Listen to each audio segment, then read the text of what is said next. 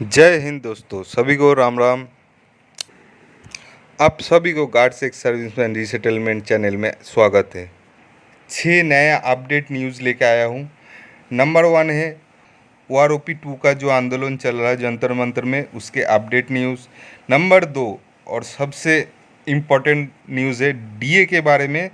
DA में 60% बढ़ोतरी होने वाला है और ये 6 महीने एरियर के साथ मिलेगा। नंबर 3 आई कार्ड, एक सर्विसमैन डिपेंडेंट जो आई कार्ड में लॉस होता है उसके बारे में। नंबर 3 भारत सरकार ने सॉवरेन गोल्ड बॉन्ड 2023-2024 स्कीम लाया है, उसके बारे में। नंबर 4 है ख़त्म हो जाएगा पेंशन और ग्रेच्युटी।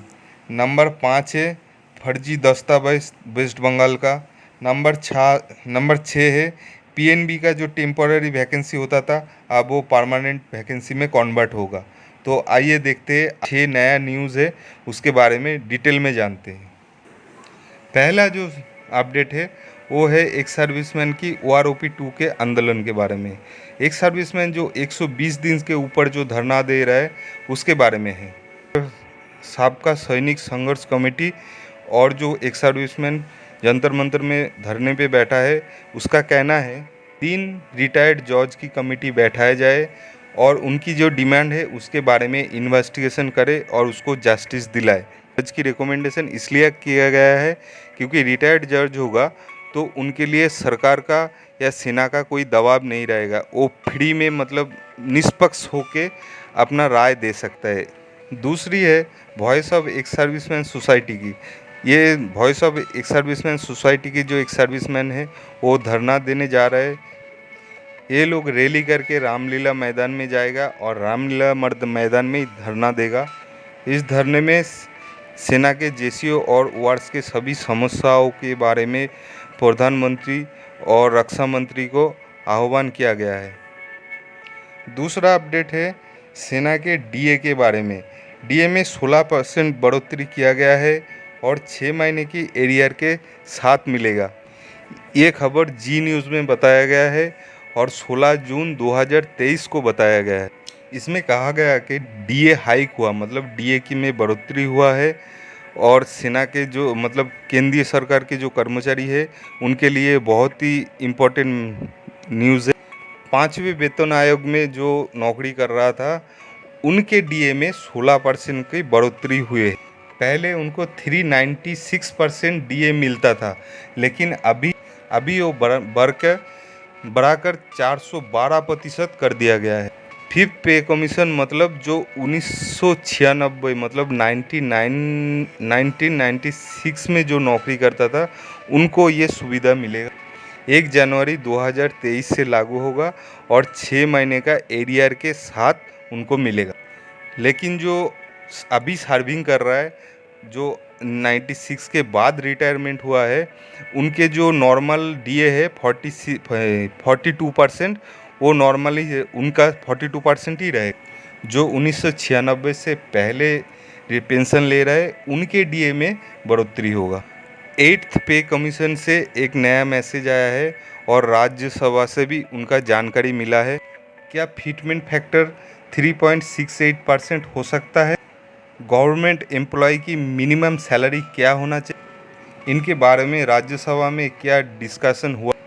7th पे कमीशन में जो सैलरी का बढ़ोतरी हुआ था वो 7,000 से 18,000 में कन्वर्ट हुआ था, इसके बारे में भी बातचीत और एक्वार्ड फार्मूला के बारे में भी बातचीत किया गया है।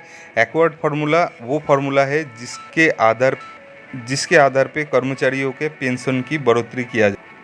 उसके बाद एक लेटर है राज्यसभा, इसमें सरकार ने क्या जवाब दिया था वो देखिए।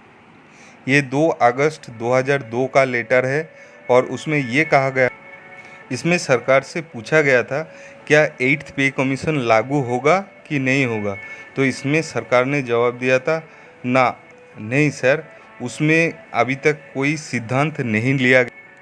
तो अभी सरकार ने ये बिल्कुल स्पष्ट क्लियर बता दिया कि हाँ 8th पे कमीशन को लागू किया। 8th पे कमीशन जो लाया जाएगा वो एक्वार्ड फार्मूला के आधार पर ही। ये एक्वार्ड फार्मूला रोटी कपड़ा मकान ये प्रिंसिपल पर लागू किया। मतलब आपकी सैलरी या पेंशन में जो बढ़ोतरी होता है और वो रोटी कपड़ा मकान को ध्यान में रखकर ही बढ़ोतरी किया। पर एडल्ट 2700 कैलोरी ऑथराइज किया गया है। और कपड़े की बात करें तो साल में 72 गज मतलब 72 यार्ड्स पर एडल्ट लागू। रेंट आपके जो सैलरी है उसका 20% रेंट के हिसाब से दिया जाता है। इस फार्मूले के आधार पर आपके सैलरी और पेंशन बढ़ाया जाएगा। 7th पे कमीशन के हिसाब से फिटमेंट फैक्टर जो है वो 2.57% बढ़ाया गया था, लेकिन 8th पे कमीशन में फिटमेंट फैक्टर 3.68% बढ़ाया जाएगा। इसका मतलब पहले जो 46,260 के लगभग मिलता था वो 2.57% के हिसाब से मिलता था। उसको अगर 8th पे कमीशन में 3.68% कर दिया गया तो आपकी सैलरी 95,000 अबव होगा। यानी कि जिसको अभी 46,000 अबव मिल रहा था उसको 8th पे कमीशन में 95 मतलब 95,000 अबव मिलेगा। 8th पे कमीशन के बारे में कुछ ऐसे ही जानकारी मिल रहा है। 7th पे कमीशन में जिस हिसाब से मतलब जिस स्केल से आपका सैलरी बढ़ा था उसी हिसाब से उसी स्केल में अगर 8th पे कमीशन में सैलरी या पेंशन बढ़ेगा तो उसका टेबल आप देख पा रहे हो। पे लेवल जो 9 दिया हुआ है इस यहाँ तक जेसीओ ओआर आ जाता है। पहले जेसीओ ओआर्स का फिटमेंट फैक्टर 2.57 के हिसाब से मिल रहा था। अभी अगर वो बढ़ के 3.68% हो जाता है तो उनका सैलरी लगभग डबल हो जाएगा। 6th पे कमीशन में आप लोगों का बेसिक पे 13,500 हुआ करता था, लेकिन डीए उसमें 0 हो गया था। अगर ये 8th पे कमीशन आया तो उसमें आपका नेट सैलरी 72,500 हो जाएगा, लेकिन डीए वही 0 हो जाएगा। मतलब डीए अब नया से डीए फिर दोबारा नया शुरू होगा। लेकिन एचआरए, एमएसपी, टीपीटीएल इनमें बढ़ोतरी होगा, लेकिन कितना बढ़ोतरी होगा ये उसकी क्लियर जानकारी अभी हमारे पास नहीं है। तीसरी अपडेट में आई कार्ड के बारे में, एक सर्विसमैन और उसके डिपेंडेंट के जो आई कार्ड होता था उसके बारे में है। एक सर्विसमैन और उसके डिपेंडेंट के आई कार्ड के बारे में एक एडवाइजरी जारी किया गया है। इसमें कहा गया है जो एक सर्विसमैन और उसके डिपेंडेंट अगर आई कार्ड किसी वजह से दोबारा बनवाता है या चोरी हो जाता है या गुम हो जाता है, उसकी वजह से अगर दोबारा बनाने की ज़रूरत पड़ता है तो अगर कुछ ऐसे हुआ, अगर पहली बार बनाने गया तो उसको 100 रुपया फ़ाइन देना पड़ेगा, दूसरी बार बनाने गया तो 200 रुपया फ़ाइन देना पड़ेगा, अगर तीसरी बार बनाने गया तो उसको 300 रुपया का फ़ाइन देना पड़ेगा, तभी उनका आई कार्ड बनेगा दोबारा। ये एडवाइजरी केएसबी ने जारी किया है। और चौथी अपडेट है भारत सरकार ने सॉवरेन गोल्ड बॉन्ड स्कीम 2023-24 के नाम से एक स्कीम जारी किया है। इसमें आप गोल्ड खरीद सकते हो, मतलब सोना खरीद सकते हो, लेकिन ये बॉन्ड के आधार पे, बॉन्ड मतलब पेपर बॉन्ड होगा उसमें खरीद सकते हो। इसका मतलब आप सोना फिजिकली नहीं मिलेगा, मतलब सोना आपको पेपर के रूप में मिलेगा, बॉन्ड के रूप में मिलेगा। इसके कई सारे फ़ायदे हैं और ये सीरीज़ में ख़रीदा जाएगा। जैसे पहला सीरीज़ निकला हुआ है 2023-24 सीरीज़ 1, ये जून 19 से लेके जून 23 तक ख़रीदा जा सकता है। और दूसरा जो सीरीज़ रहेगा सितंबर 11 से लेके सितंबर 15 तक ख़रीदा जा सकता है।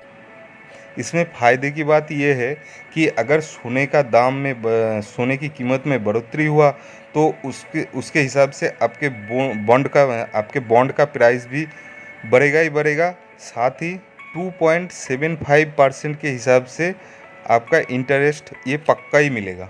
इसमें दो फ़ायदा होगा, एक तो आपको ये इंटरेस्ट फिक्स है, ये तो मिलेगा ही मिलेगा। अगर गोल्ड का प्राइस बढ़ा है तो उस हिसाब से आपके बॉन्ड के प्राइस भी बढ़ेगा, तो इसमें डबल फ़ायदा है। फिज़िकल गोल्ड अगर असली सोना मिलेगा तो उसमें लॉकर में रखने का खर्चा, चोरी होने का खतरा, ये सब इसमें नहीं है। अगर बॉन्ड गुम भी हो जाएगा तो भी कोई दिक्कत नहीं है, तो भी आपको सब कुछ प्रॉपर मिल जाएगा। अगर बॉन्ड गुम हो गया तो भी आपको पूरा प्रॉफिट मिलेगा। इस बॉन्ड को एक्सचेंज करके आप सोना भी ले सकते हो। अगर पैसा लेना है तो करंट मार्केट प्राइस में जो करंट जो गोल्ड का प्राइस चल रहा है उस हिसाब से आपको पैसा भी मिलेगा। आपकी मर्ज़ी जो लेना चाहे। इसमें 100% मतलब 99.99% प्योर सोना मिलता है और इसमें मिनिमम 1 ग्राम खरीद सकते हो और मैक्सिमम 4 केजी तक सोना मतलब गोल्ड बॉन्ड खरीद सकते हो। ये एडवाइज़री मिनिस्ट्री ऑफ फाइनेंस की तरफ से जारी किया गया है। पांचवी और बहुत ही इम्पोर्टेंट अपडेट है, ख़त्म होगी पेंशन और ग्रेच्युइटी। केंद्र सरकार ने कर्मचारी के लिए नियमों में बदलाव किया है। नियम नंबर 8 में बदलाव किया है। अभी नियम नंबर 8 में क्या बदलाव किया देखते हैं। इसमें ये कहा गया है कि कर्मचारी सेवा के दौरान किसी गंभीर अपराध या लापरवाही के दौरान दोषी पाए जाते हैं तो सेवानिवृत्ति के बाद उसकी ग्रेच्युइटी और पेंशन रोक दी जाएगी। सर्विस में रहते रहते अगर किसी चीज़ की अगर कोई नुकसान किया है तो आपकी ग्रेच्युइटी और पेंशन रोक दी जाएगी और आपकी ग्रेच्युइटी और पेंशन से उस नुकसान की भरपाई किया जाएगा। और छठी मतलब 6th अपडेट ये है कि सेना में मतलब नेवी में फर्जी दस्तावेज दिखा के भर्ती हो गया है। जो एसएससी के थ्रू सेना में जो भर्ती हुआ था तो ये घटना है पश्चिम बंगाल का। फर्जी दस्तावेज दिखा के दो पाकिस्तानी इंडियन नेवी में भर्ती हो गया और ये घटना है पश्चिम बंगाल का। ये घटना पश्चिम बंगाल का है और पश्चिम बंगाल में एक मोगरा पे ये हादसा हुआ है जिसमें जाली निवास पत्र, जाली चरित्र प्रमाण पत्र, जाली कास्ट सर्टिफिकेट मतलब टोटली डुप्लीकेट बना के बंदे को इंडियन नेवी में भर्ती कर दिया गया। एसएससी के थ्रू वो भर्ती हुआ था तो उसके थ्रू दो पाकिस्तानी को इंडियन नेवी में भर्ती कर दिया गया है। और पश्चिम बंगाल, मैं खुद भी पश्चिम बंगाल का हूँ, लेकिन पश्चिम बंगाल की हालत बहुत ही ख़राब है, बहुत ही नाजुक है। मुझे तो ये डर लगता है कि कुछ दिन बाद ये पश्चिम बंगाल जे.एंड.के की तरह ना हो जाए, क्योंकि यहाँ पे हर जगह घोटाला, हर जगह करप्शन देखने को मिल रहा है। हर एक जगह पे जो रूलिंग पार्टी है उसकी लगभग सभी मंत्री के पीछे सीबीआई की जांच चल रहा है। अभी रिसेंट पता है अनुब्रत मंडल और उसका लड़की दोनों तिहाड़ जेल में बैठा हुआ है। यहाँ का शिक्षा मंत्री मतलब एजुकेशन मिनिस्टर वो खुद ही जेल में बैठा हुआ है। तो यहाँ का सिखलाई, यहाँ का माहौल कैसा है आप लोगों को पता ही है। जाली दस्तावेज बनाना यहाँ के लिए बहुत ही मामूली काम है। और 7वीं अपडेट ये है कि पीएनबी में जो टेम्पोररी जॉब मिलता था एक सर्विसमैन को, वो अभी परमानेंट जॉब में कन्वर्ट होने जा रहा है। इसका मतलब ये है कि पहले जो टेम्पोररी पार्ट टाइम जॉब के आधार पे भर्ती होता था, अभी वो परमानेंट यानी फुल टाइम वैकेंसी के हिसाब से भर्ती होगा। और इसकी जो जानकारी मैं टाइम टू टाइम देता रहूँगा। आप वीडियो को लास्ट तक देखते रहिए और मेरे चैनल में अगर नए हैं तो चैनल को सब्सक्राइब ज़रूर कीजिए, ताकि जो भी इन्फॉर्मेशन मैं शेयर करता हूँ वो आप लोगों के पास जल्दी से जल्दी पहुँच जाए और टाइम से आप फॉर्म फिलअप कर सके और जो भी वैकेंसी मिलता है वो जो भी वैकेंसी आता है उसमें अप्लाई कर सके। नेक्स्ट जो पीएनबी बैंक के लिए परमानेंट नौकरी की वैकेंसी आएगा या एडवर्टाइजमेंट जारी होगा तो उसका डिटेल मैं आप लोगों को बता दूँगा। आज के लिए बस इतना ही। जो लोग मेरे चैनल में नया है वो चैनल को सब्सक्राइब कीजिए और जो सब्सक्राइबर मेरा पुराना है वो वीडियो को शेयर कीजिए ताकि ज़्यादा से ज़्यादा लोगों तक पहुंच सकते हैं। जय हिंद।